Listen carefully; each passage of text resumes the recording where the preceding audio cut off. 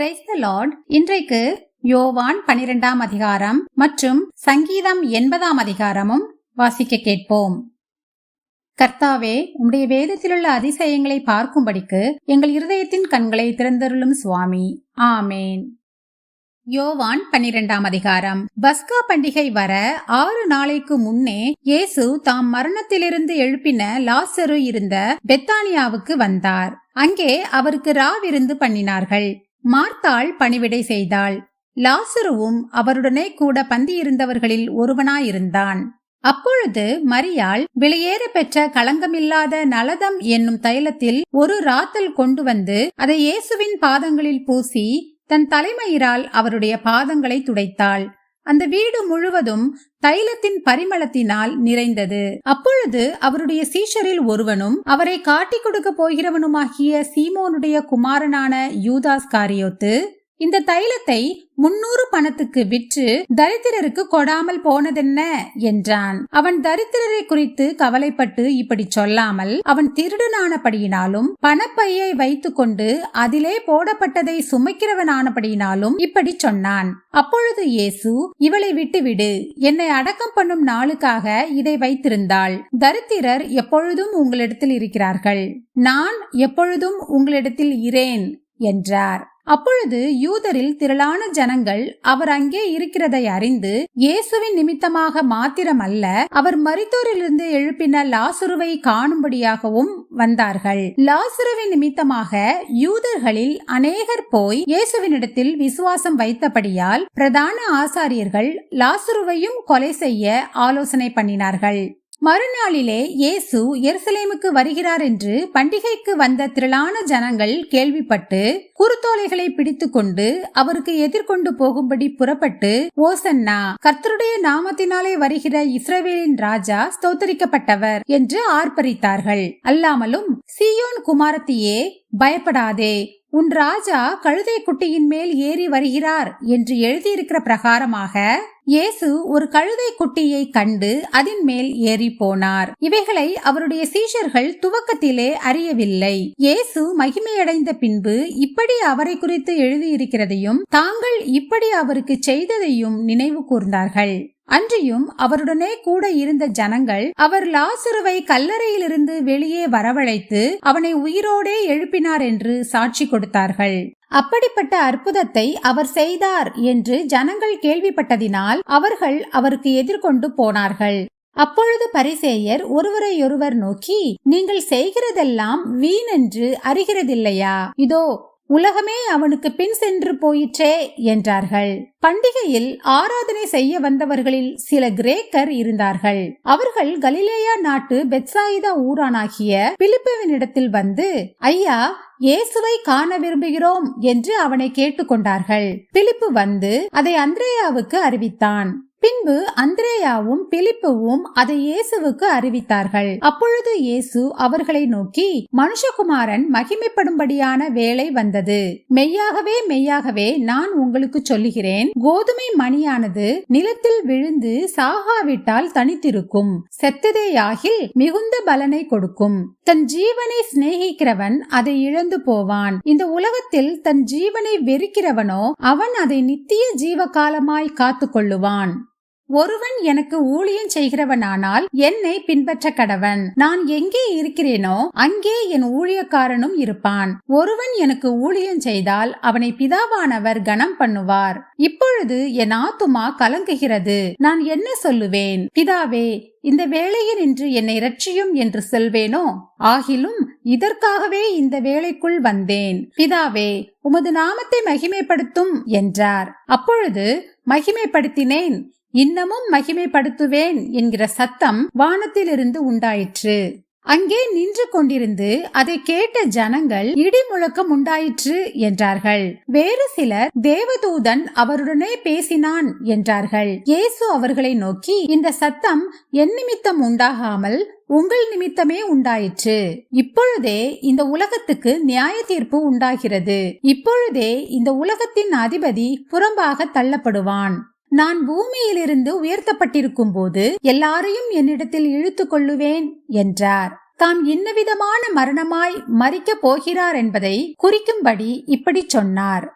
ஜனங்கள் அவரை நோக்கி, கிறிஸ்து என்றென்றைக்கும் இருக்கிறார் என்று வேதத்தில் சொல்லியதை நாங்கள் கேட்டிருக்கிறோம். அப்படி இருக்க மனுஷகுமாரன் உயர்த்தப்பட வேண்டியதென்று எப்படி சொல்லுகிறீர்? இந்த மனுஷகுமாரன் யார் என்றார்கள். அதற்கு இயேசு, இன்னும் கொஞ்சம் காலம் ஒளி உங்களிடத்தில் இருக்கும். இருளில் நீங்கள் அகப்படாத படிக்கு ஒளி உங்களோடு இருக்கையில் நடவுங்கள். இருளில் நடக்கிறவன் தான் போகிற இடம் இன்னதென்று அறியான். ஒளி உங்களோடு இருக்கையில் நீங்கள் ஒளியின் பிள்ளைகளாகும்படிக்கு ஒளியின் இடத்தில் விசுவாசமாயிருங்கள் என்றார். இவைகளை இயேசு சொல்லி அவர்களை விட்டு மறைந்தார். அவர் இத்தனை அற்புதங்களை அவர்களுக்கு முன்பாக செய்திருந்தும் அவர்கள் அவரை விசுவாசிக்கவில்லை. கர்த்தாவே, எங்கள் மூலமாய் கேள்விப்பட்டதை விசுவாசித்தவன் யார்? கர்த்தருடைய புயம் யாருக்கு வெளிப்பட்டது என்று ஏசாயா தீர்க்கதரிசி சொன்ன வசனம் நிறைவேறும்படி இப்படி நடந்தது. ஆகையால் அவர்கள் விசுவாசிக்க மாட்டாமல் போனார்கள். ஏனெனில் ஏசாயா பின்னும் அவர்கள் கண்களினால் காணாமலும் இருதயத்தினால் உணராமலும் குணப்படாமலும் இருக்கும்படிக்கும், நான் அவர்களை ஆரோக்கியமாக்காமல் இருக்கும்படிக்கும் அவர்களுடைய கண்களை அவர் குருடாக்கி அவர்கள் இருதயத்தை கடினமாக்கினார் என்றான். ஏசாயா அவருடைய மகிமையை கண்டு அவரை குறித்து பேசுகிற போது இவைகளை சொன்னான். ஆகிலும் அதிகாரிகளிலும் அநேகர் அவரிடத்தில் விசுவாசம் வைத்தார்கள். அப்படி இருந்தும் ஜெப ஆலயத்துக்கு புறம்பாக்கப்படாதபடி பரிசேயர் நிமித்தம் அதை அறிக்கை பண்ணாதிருந்தார்கள். அவர்கள் தேவனால் வருகிற மகிமையிலும் மனுஷரால் வருகிற மகிமையை அதிகமாய் விரும்பினார்கள். அப்பொழுது இயேசு சத்தமிட்டு, என்னிடத்தில் விசுவாசமாய் இருக்கிறவன் என்னிடத்தில் அல்ல, என்னை அனுப்பினவரிடத்தில் விசுவாசமாயிருக்கிறான். என்னை காண்கிறவன் என்னை அனுப்பினவரை காண்கிறான். என்னிடத்தில் விசுவாசமாய் இருக்கிறவன் எவனும் இருளில் இராதபடிக்கு நான் உலகத்தில் ஒளியாக வந்தேன். ஒருவன் என் வார்த்தைகளை கேட்டும் விசுவாசியாமற் போனால் அவனை நான் நியாயம் தீர்ப்பதில்லை. நான் உலகத்தை நியாயம் தீர்க்க வராமல் உலகத்தை ரட்சிக்க வந்தேன். என்னை தள்ளி என் வார்த்தைகளை ஏற்றுக்கொள்ளாதவனை நியாயம் தீர்க்கிறதொன்றிருக்கிறது. நான் சொன்ன வசனமே அவனை கடைசி நாளில் நியாயம் தீர்க்கும். நான் சுயமாய் பேசவில்லை. நான் பேச வேண்டியது இன்னதென்றும் உபதேசிக்க வேண்டியது இன்னதென்றும் என்னை அனுப்பின பிதாவே எனக்கு கட்டளையிட்டார். அவருடைய கட்டளை நித்திய ஜீவனாய் இருக்கிறதென்று அறிவேன். ஆகையால் நான் பேசுகிறவைகளை பிதா எனக்கு சொன்னபடியே பேசுகிறேன் என்றார். சங்கீதம் 80ஆம் அதிகாரம். இஸ்ரவேலின் மேய்ப்பரே, யோசேப்பை ஆட்டு மந்தையை போல் நடத்துகிறவரே, செவிகொடும். கேருபீன்கள் மத்தியில் வாசம் பண்ணுகிறவரே, பிரகாசியும். எப்ராயிம், பென்யமீன், மனாசே என்பவர்களுக்கு முன்பாக நீர் உமது வல்லமையை எழுப்பி எங்களை ரட்சிக்க வந்தருளும். தேவனே, எங்களை திருப்பிக் கொண்டு வாரும். உமது முகத்தை பிரகாசிக்க பண்ணும். அப்பொழுது ரட்சிக்கப்படுவோம். சேனைகளின் தேவனாகிய கர்த்தாவே, உமது ஜனத்தின் விண்ணப்பத்துக்கு விரோதமாய் நீர் எதுவரைக்கும் கோபம் கொள்வீர்? கண்ணீராகிய அப்பத்தை அவர்களுக்கு போஜனமாகவும் மிகுதியான கண்ணீரையே அவர்களுக்கு பானமாகவும் கொடுத்தீர். எங்கள் அயலாருக்கு எங்களை வழக்காக வைக்கிறீர். எங்கள் சத்துருக்கள் எங்களை பரியாசம் பண்ணுகிறார்கள். சேனைகளின் தேவனே, எங்களை திருப்பிக் கொண்டு வாரும். உமது முகத்தை பிரகாசிக்க பண்ணும். அப்பொழுது ரட்சிக்கப்படுவோம்.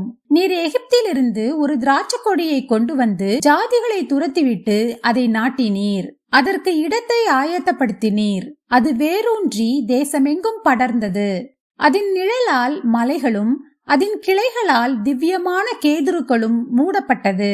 அது தன் கொடிகளை சமுத்திரமட்டாகவும் தன் கிளைகளை நதிமட்டாகவும் படரவிட்டது.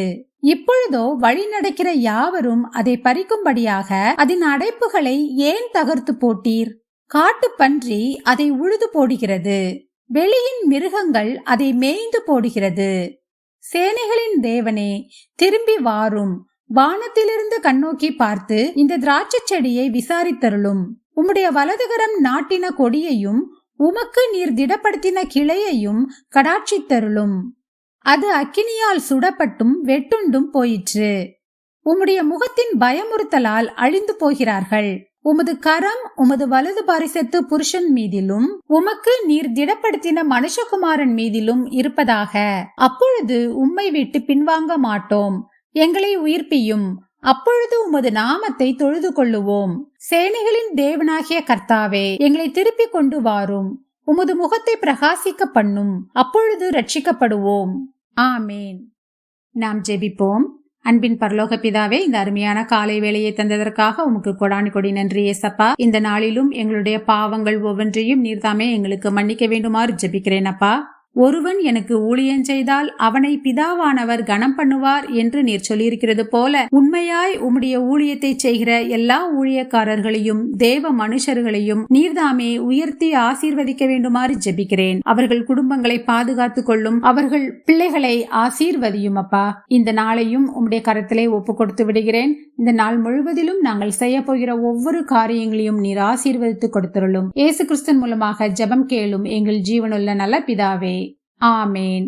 என் ஆத்துமாவே கர்த்தரை ஸ்தோத்திரி, என் முழு உள்ளமே அவருடைய பரிசுத்த நாமத்தை ஸ்தோத்திரி. என் ஆத்துமாவே கர்த்தரை ஸ்தோத்திரி, கர்த்தர் செய்த சகல உபகாரங்களையும் மறவாதே.